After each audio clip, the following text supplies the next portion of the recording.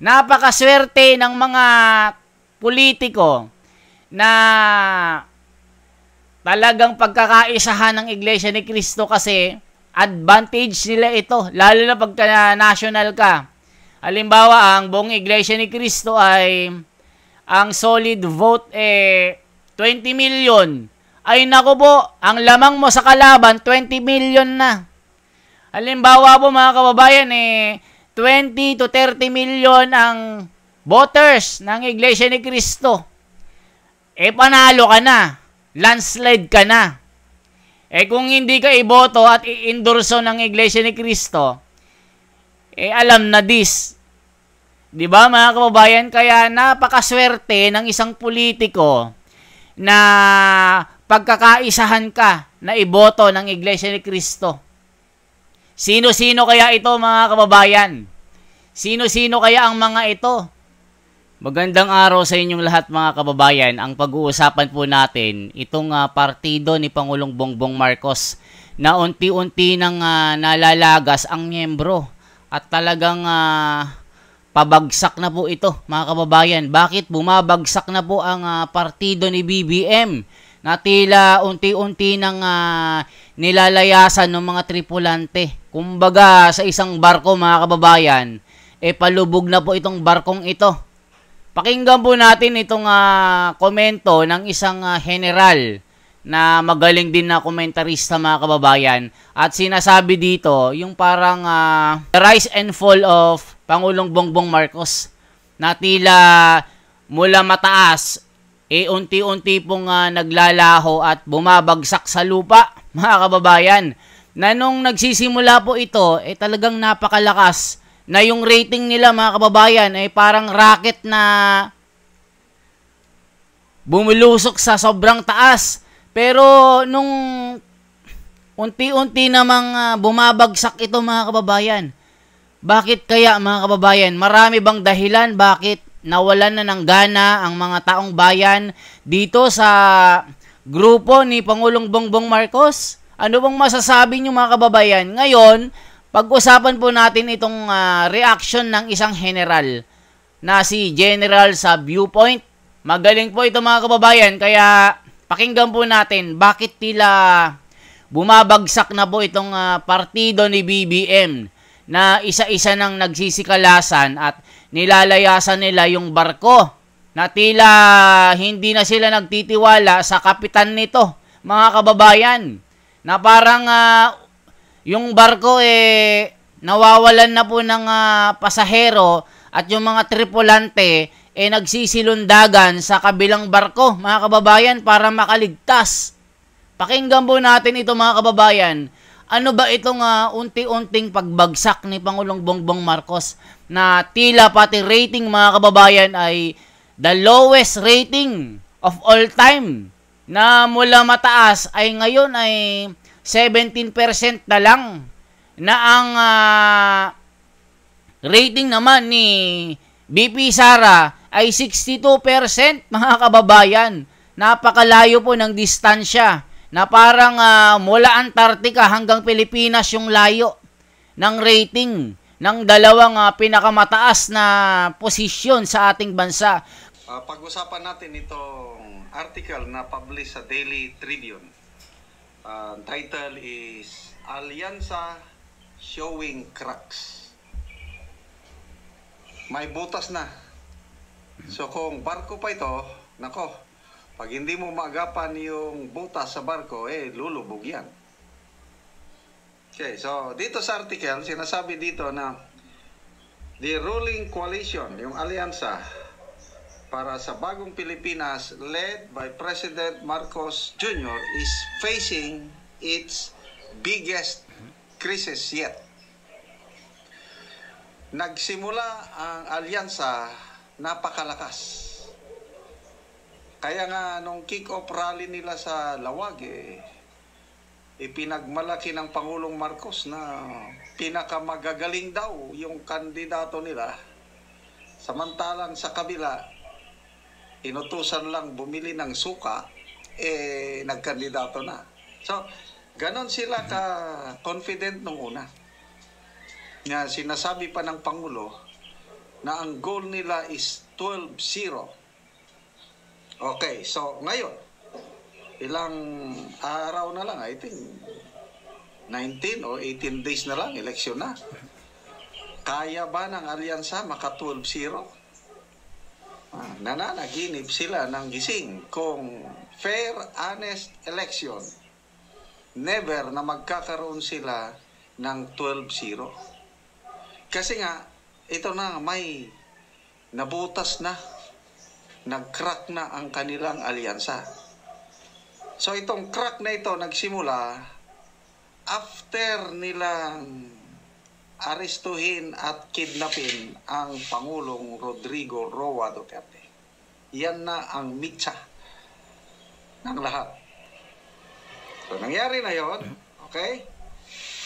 Unang umalma ang kapatid mismo ng Pangulo. Tinable. Senator Amy Marcos.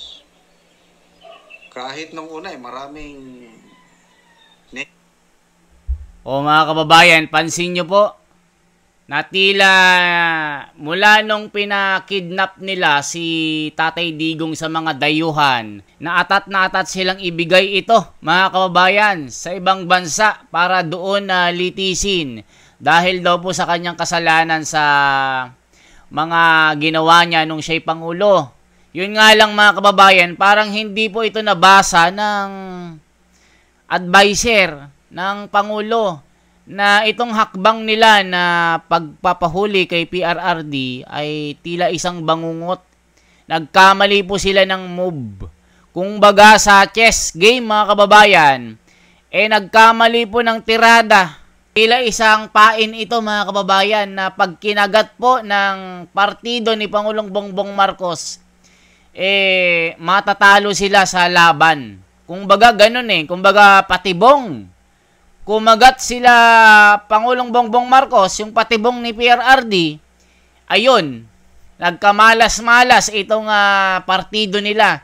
Nagkawatak-watak mga kababayan. Tapos, yung taong bayan pa, galit.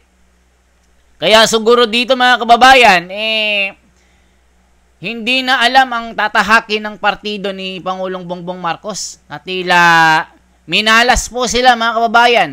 Tapos, di ba, nagkaroon po ng rally po ang Iglesia ni Cristo na pinayuhan po sila na magkaayos, na kailangan tutukan po yung mga dapat na gawin para magkaroon po ng direksyon ng ating bansa. Gawin ang mga importanteng bagay na hindi yung puro away. Ang nangyari, mga kababayan, yung magagaling dyan sa Kongreso, yung mga pantas na nagmamagaling, parang kinutya po nila ang pamamahala ng Iglesia ni Cristo, na parang nilait po nila ito na bakit kayo ang masusunod, di ba?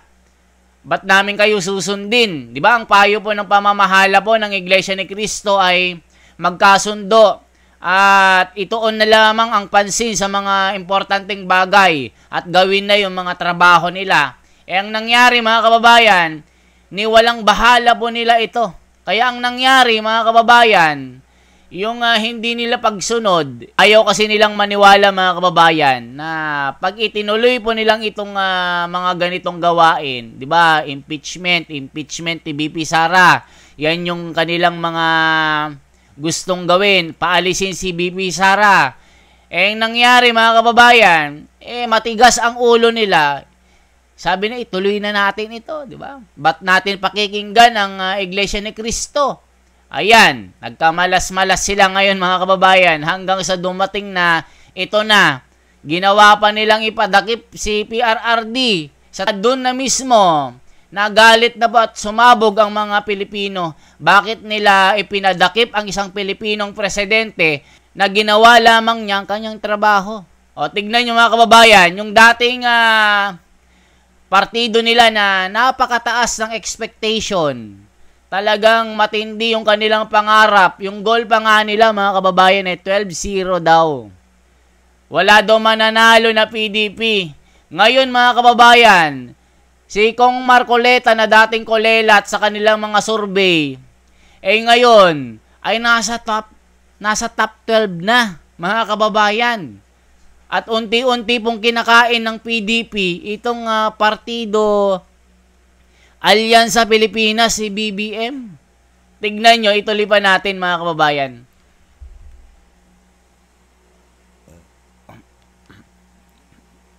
Negative sa gagawin ni Senator Amy yung Senate investigation bilang chairperson ng Committee on Foreign Relations, tinuloy pa rin niya.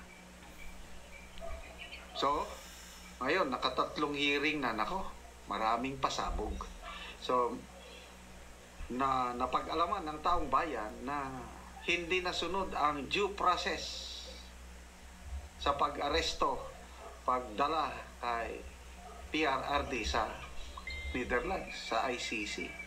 So, nang dahil doon, wala na.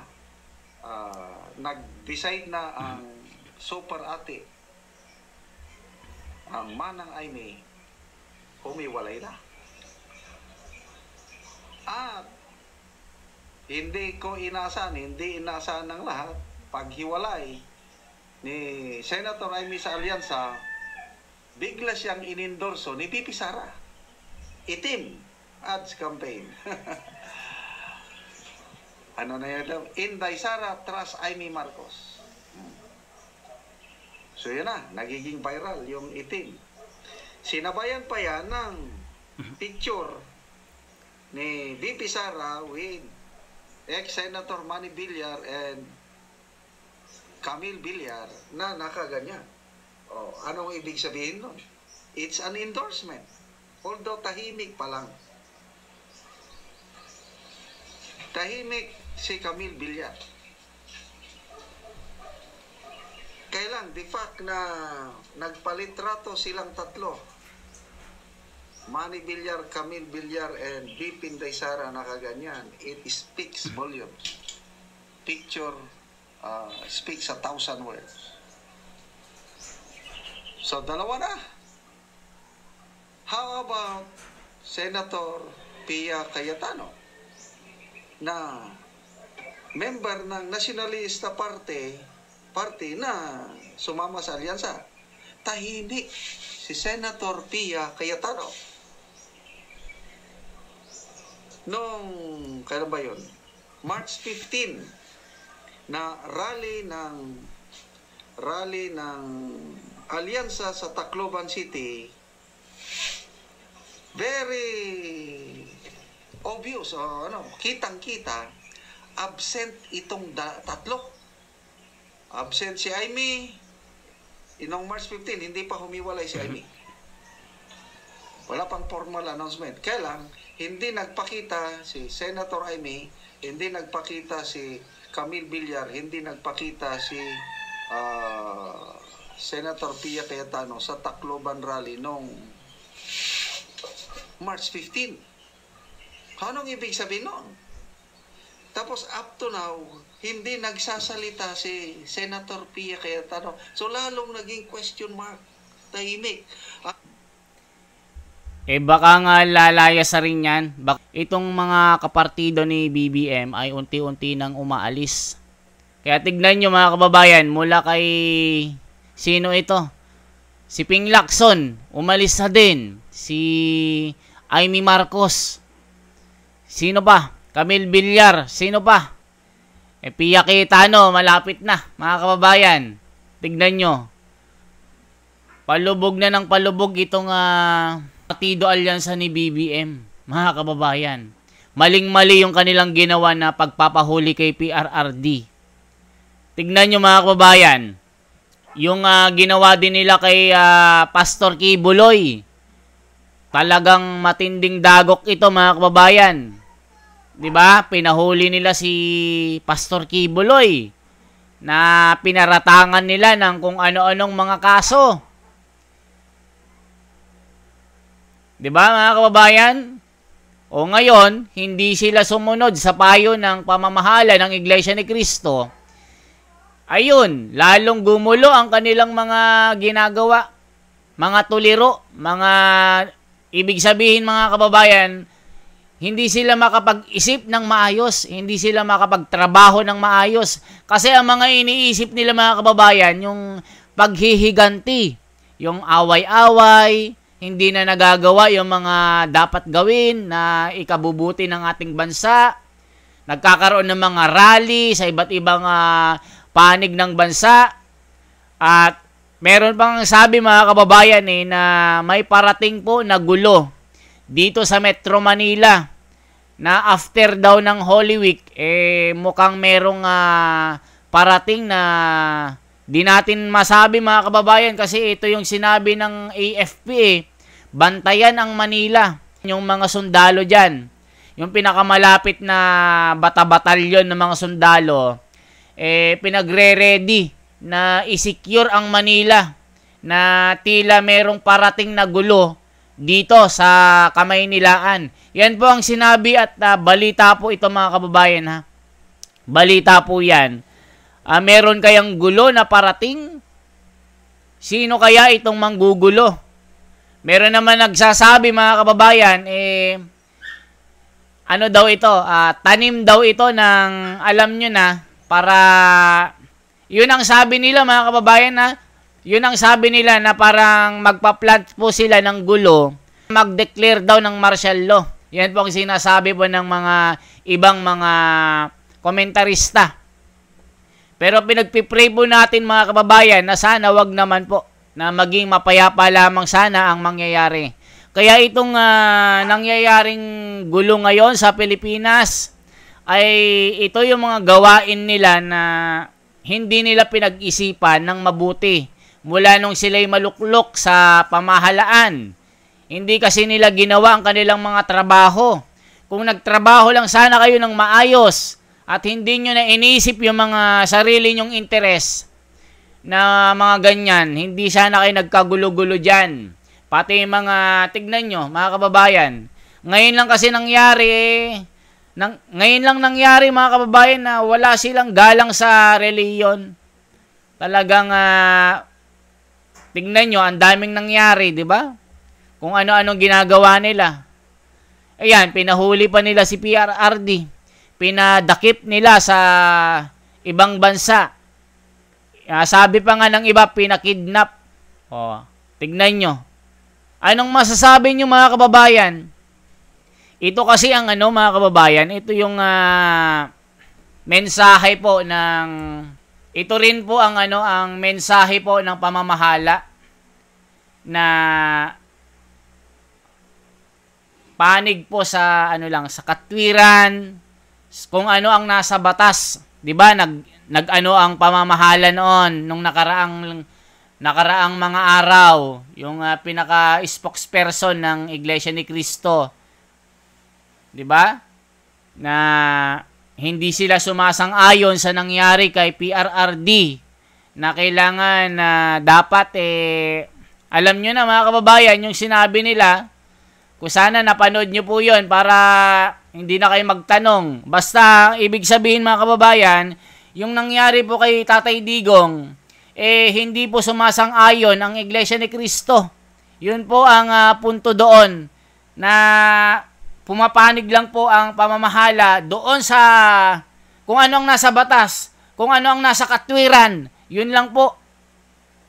Di ba mga kababayan? So anong masasabi nyo dito?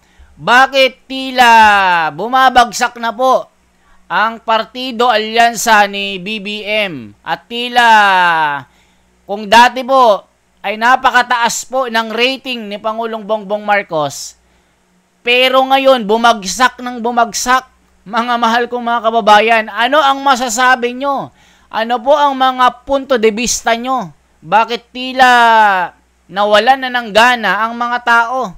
Na pati rating ay nangulelat na ito at apektado na po ang Partido Alyansa Pilipinas at itong PDP laban ni Tatay Digong ay umaakyat ng umaakyat.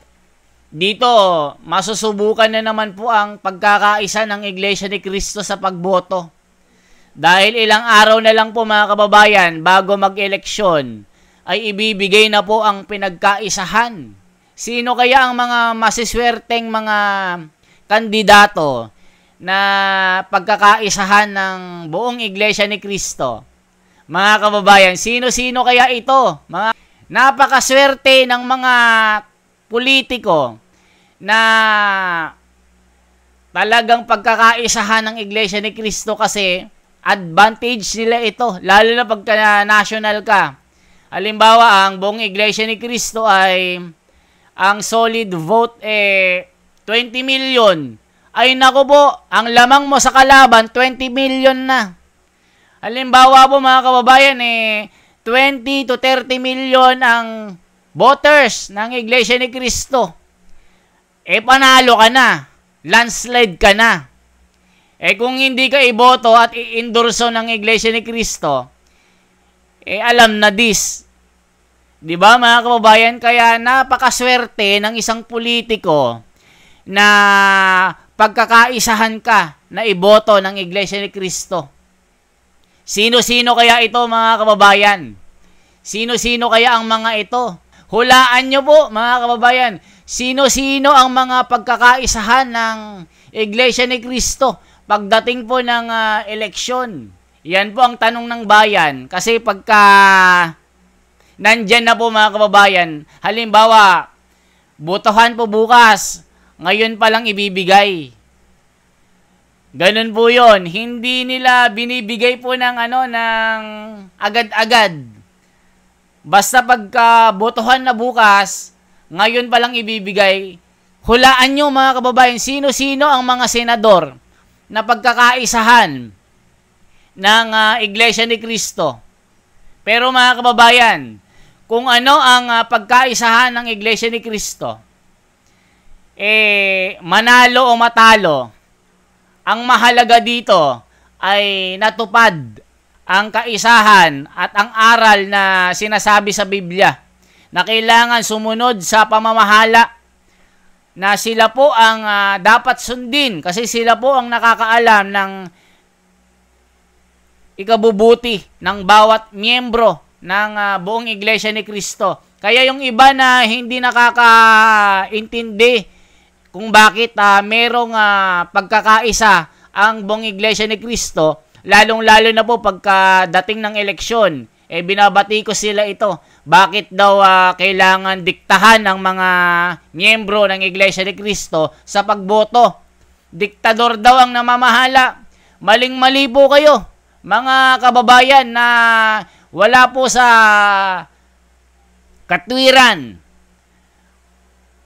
Sumusunod po ang mga miyembro ng Iglesia ni Cristo dahil ang pamamahala po ay sila po ang lubos na nakakaalam sa tama at ikabubuti ng buong Iglesia dahil yan po ang sinusunod na doktrina sa Biblia.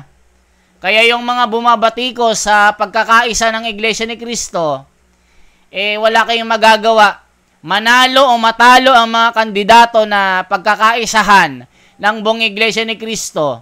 Ang lubos na panalo dito ay Iglesia ni Cristo kasi dito makikita ang solid na kaisahan ng buong kapatiran. Yan lamang po ang aking bahagi mga mahal na kababayan. Mabuhay po at ikomento nyo po ang mga reaction nyo. Anong masasabi nyo po dito? Sino-sino ang mga pagkakaisahan ng buong Iglesia ni Cristo? Diba? Sino-sino ang mga ito? Kaya i-komento nyo po mga kababayan.